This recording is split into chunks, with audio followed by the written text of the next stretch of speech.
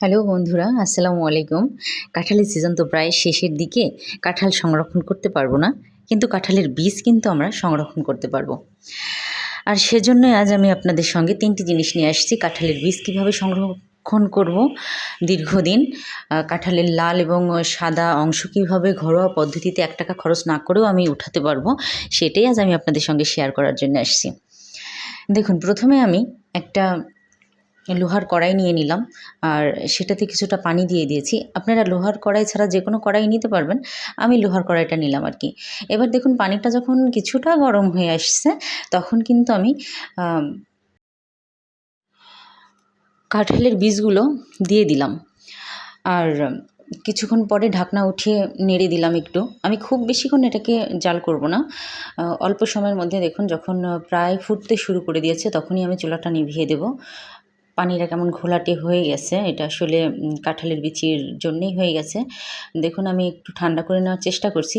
আজকে আসলে আমি একটু বেশি ব্যস্ত, তো খুব বেশি ঠান্ডা করতে পারছি না। আমি তাড়াতাড়ি করে নিচ্ছি। আপনারা এটাকে পুরোপুরি ঠান্ডা করে নেবেন, তাতে অনেক ভালো হবে। আমি একটি চালনায় নিয়ে নিয়েছি। অনেককে দেখি বোতলের মধ্যে করে, বয়ামের মধ্যে করে, বাট আমার ওইটা কেন জানি প্রবলেম মনে হয় যে বোতলের ভিতরে, বয়ামের ভিতরে এটা ঢোকানো বের করা সমস্যা। এজন্য আমি একটা চালনার মধ্যে নিয়ে, প্রথমে একটু গরম ছিল দেখে একটু ঝামা দিয়ে ভালোভাবে এটাকে ঘষে নিলাম। আর ঘষে নেওয়ার পরে দেখেন, যখন আমার কাছে ইজি মনে হয়ে গেছে, তখন আমি এটাকে হাত দিয়েই ভালোভাবে ঘষতে শুরু করেছি। প্রথমবার যখন আমি দেখলাম অনেকটা ময়লা উঠে এসেছে, তখন আমি কাঁঠালের বীজগুলোকে উঠিয়ে ময়লাগুলো ফেলে দেব। এবার আমি আবার এগুলোকে ঘষতে থাকবো যতক্ষণ না পর্যন্ত সাদা হয়ে যাচ্ছে। দেখেন, অনেকটাই কিন্তু সাদা হয়ে আসছে। আমি ট্যাপ ছেড়ে দিয়েছি, পানিতে ধুয়ে নিচ্ছি। এবার দেখেন, আমি ভালোভাবেই পরিষ্কার হয়ে গেছে। আমি সবগুলাই উঠিয়ে নিচ্ছি একে একে।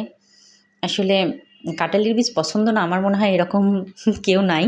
সবারই কাঁঠালের বীজ ভালো লাগে। দেখেন, অনেকগুলা হয়ে গেছে। আর কাঁঠালের বীজের গায়ে যে ছোটো ছোটো জিনিসগুলো থাকে না, সেগুলোকে আমি কাঁঠালের বিচির বাচ্চা বলি। আপনারা কী বলেন আমি জানি না। যাই হোক, আমি আপনাদের দেখিয়ে দিলাম যে কতটা সাদা হয়েছে। এবার আমি আপনাদের সাথে শেয়ার করব কীভাবে হচ্ছে কাঁঠালের বীজের সাদা অংশটা আর কি খুব সহজে আপনি তুলে নিতে পারবেন। অনেক সময় হয় না যে কাঁঠালের বীজের সাদা অংশটা তুলতে গেলেও হাতের নখগুলা কালো হয়ে যাচ্ছে, কিংবা ব্যথা হয়ে যাচ্ছে। আপনারা যদি আমার এই পদ্ধতিটা ইউজ করেন, তাহলে দেখবেন যে আর এরকমটা হচ্ছে না। আমি আপনাদের সব রকমভাবে দেখানোর চেষ্টা করতেছি যে কতটা আসলে ইজি হয়। দেখুন, আমি প্রথমে হচ্ছে একটা ছুরি নিয়ে নিলাম, যেটার সাহায্যে কাঁঠালের সাদা অংশ যেখানে জয়েন্ট থাকে, সেখান থেকে একটু ছড়ে নিয়ে হাত দিয়ে টান দিলাম, আর হয়ে গেল। এরকম কিন্তু আমি ছুরি ছাড়াও করে নেব। আমি আপনাদের দেখিয়ে দিচ্ছি। দেখুন কতটা সহজে। আমি কিন্তু কাঁঠালের বীজগুলোকে গোটা রেখে দিয়েছি, দেখেন, মাঝখান দিয়ে কাটি নাই।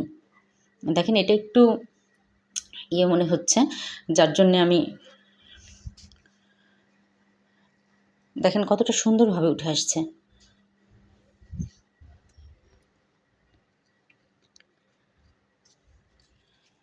দেখুন, আমি কিন্তু এখন ছুরিটা রেখে দিয়েছি। হাত দিয়ে, হাতে নখের সাহায্যে কিন্তু আমি সবগুলা করে নিচ্ছি। আমি একটু বেশি করে আপনাদের দেখানোর চেষ্টা করেছি, যাতে আপনারা ভালোভাবে দেখে নিয়ে বুঝে নিতে পারেন। যেটা আপনারা নখের সাহায্যে করতে একটু কষ্ট হবে। দেখুন, সাদা অংশের যে জয়েনের জায়গাটা আছে, সেইখানে ছুরি দিয়ে একটু খোঁচা দিলেই, একটু উঠিয়ে নিলেই, তারপরে আপনারা অনায়াসে হাত দিয়ে এটা করে নিতে পারবেন।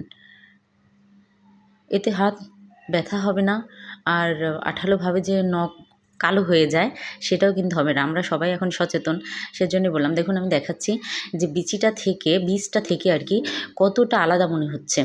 আমি ছুরি মাথা দিয়ে, খোঁচা দিয়ে আমি আপনাদেরকে দেখানোর চেষ্টা করতেছি। দেখুন, এবারে দেখুন কতটা স্মুথলি উঠে চলে আসবে কাঁঠালের বীজটা, গোটা কাঁঠালের বীজটা। এখানে কিন্তু খুব সহজেই উঠে আসছে। আমি আপনাদের বারবার দেখানোর চেষ্টা করছি, আশা করি আপনারা বুঝতে পারছেন।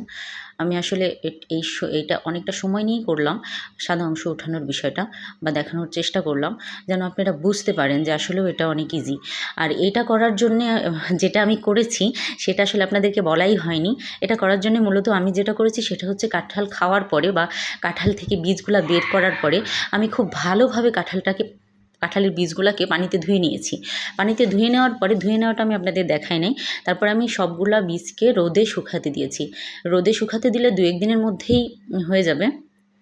এরকম, তখন আপনারা অনায়াসে কাঁঠালের বীজগুলাকে এভাবে খুলে নিতে পারবেন। আর যদি কারোর রোদ পেতে সমস্যা হয় তাহলে আপনারা শুকনো জায়গাতেও কিন্তু এটা মানে ছায়ার মধ্যেও এটা হচ্ছে শুকায় নিতে পারবেন। এতে হয়তো কিছু কাঁঠালের বীজ নষ্ট হয়ে যেতে পারে বা একটু সময় বেশি লাগতে পারে, 2-1 দিনের জায়গায় 4-5 দিন লেগে যেতে পারে, কিন্তু আপনারা এভাবে কিন্তু করে নিতে পারবেন। আমি রোদে শুকিয়েছি, আর রোদে শুকালে কিন্তু এটার স্বাদটা যে নষ্ট হয়ে যাবে সেটা কিন্তু না, স্বাদটা কিন্তু আরও বেশি ভালো হয়, এটা আমরা সবাই জানি রোদে শুকানো জিনিসের। তো যাই হোক, আমি আপনাদের দেখিয়ে দিলাম কিভাবে আসলে রোদে শুকানোর পরে কত সহজে ভালোভাবে শুকিয়ে নেবেন, কত সহজে আপনারা মানে হাতে কষ্ট না দিয়ে, হাতের স্কিন কালো না করে কত সহজে আপনারা কাঁঠালের বীজটা সাদা অংশটা আপনারা খুলে নিতে পারবেন। আর আমি তো লাল অংশ খোলার জন্য দেখিয়েই দিলাম কতটা সহজে করা যায়।